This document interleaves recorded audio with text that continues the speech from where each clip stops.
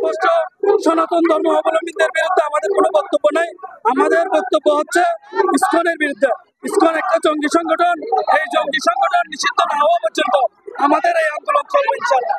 Supreme কোর্টের মধ্যে ইসকনের জঙ্গি সংগঠন আমার ভাইকে হত্যা করে, কুপিয়ে হত্যা করেছে।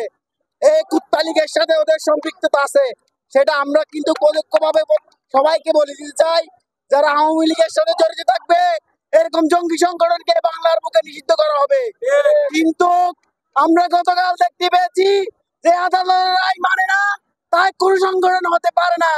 আমরা স্পষ্ট বলে দিতে চাই, যারা আদালতের রায় মানবে না তাদেরকে কঠোর হুঁশিয়ারি করে বাংলার বুক থেকে বের করে দেওয়া হবে।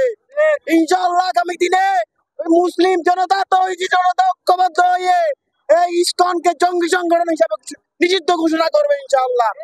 গত 16 বছর সনাতনী জাগরণ মঞ্চের কোনো বড় মহাসমাবেশ বা কোনো আলোচনায় আমরা দেখি নাই, কিন্তু 5ই আগস্ট পরবর্তীতে আমরা তারা বিভিন্ন জেলায়, উপজেলায় এবং বিভিন্ন বিভাগীয় শহরে দেখলাম অনেক বড় গণসমাবেশ করতে। গতকালকে আমাদের সাইফুল ইসলাম আলিফ ভাইকে নৃশংসভাবে হত্যা শুধু করে নেই, পাশাপাশি মসজিদ সহ সাধারণ মানুষকে তারা নৃশংসভাবে হামলা করেছে। এবং আমরা আজকে পশ্চিমবঙ্গ বিরোধী ছাত্র সমাজের পক্ষ থেকে আমরা আজকে এই জোর দাবি জানাই, অতি দ্রুত যারা গতকালকে হত্যাকাণ্ডের সাথে জড়িত আছে তাদেরকে গ্রেপ্তার করে অতি দ্রুত সাজা নিশ্চিত করা যায়, সেই আমরা দাবি জানাই। আমি এটা গভীরভাবে তীব্র নিন্দা করতেছি। আলিফ মাহমুদ ভাইয়ের যেন সুষ্ঠু বিচার হয়, যেন ফাঁসি হয়, সেটা আমি চাই। ইসকন নিষিদ্ধ হোক, এটা আমরা সবার দাবি। 24 ঘন্টার মধ্যে ইসকন নিষিদ্ধ করা হোক, এটা আমার। আসসালামু আলাইকুম। আমরা 95% মুসলিম দেশে ইসকন কিভাবে সাহস পায় এই ধরনের কর্মকাণ্ড চালাতে? এর আগে 5 তারিখের পরে অনেক ঘটনা ঘটাইছিল। এরা দেশ বিরোধী, এরা হচ্ছে জঙ্গিবাদী, এরা হচ্ছে র এর এজেন্ট মানে ভারতের ইন্ধনে। ইসকনের যে সিম্বই দাস বলতেছে, উনি হচ্ছে গত 3-4 বার ধরে ইন্ডিয়া থেকে মানে কথা বলে চলে আসছে এখানে রয়ের এজেন্টের সাথে। এরা হচ্ছে রয়ের সিক্রেট এজেন্ট, এরা হাসিনার মানে কি বলে যে হাসিনার এজেন্ট। এরা যাতে বাংলাদেশকে অস্থিতিশীল করতে পারে এই ধরনের একটা তৎপরতা চালাইতেছে। আমরা এই ইসকন নিষিদ্ধের দাবি জানাচ্ছি।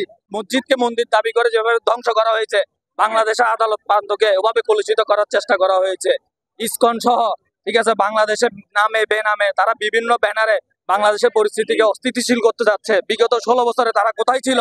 এই যে আন্দোলন হয়েছে, এত বড় আন্দোলনে তারা কখনো মাঠে নামে নাই। তারা বাংলাদেশে বাগোয়া লাভটেপ নামে মেয়েদের নামে বিভিন্ন বাংলাদেশের মুসলিম মেয়েদেরকে ট্র্যাপ করছে, এই সম্পর্কে ব্ল্যাকমেইল করতেছে। এই সম্পর্কে আপনারা ফেসবুকে বিস্তারিত পাবেন। আমি আমাদের দেশের আইন শৃঙ্খলা বাহিনী, গোয়েন্দা সংস্থাকে বলবো, আপনারা গোয়েন্দা তৎপরতা বাড়ান। এই দেশের নিয়ে ষড়যন্ত্র হচ্ছে, আপনারা গোয়েন্দা তৎপরতা বাড়ান। আপনারা বহির্বিশ্বের খবর জানতেছেন না, ঠিক আছে, কিন্তু দেশের ভিতর কি হচ্ছে, দেশের ভিতর যে তারা বিভিন্ন ছক আঁকছে, আপনারা অন্তত সেটা জানবেন। আমি একজন সাবেক সেনা সদস্য হিসেবে সেটা বলতে চাই যে এই দেশের গোয়েন্দা তৎপরতা এখনো অনেক দুর্বল। এই দেশকে উপমহাদেশের ইসরায়েল হতে হবে, সেটা সার্বিক অর্থে সুস্থ হতে, নট খারাপ হতে।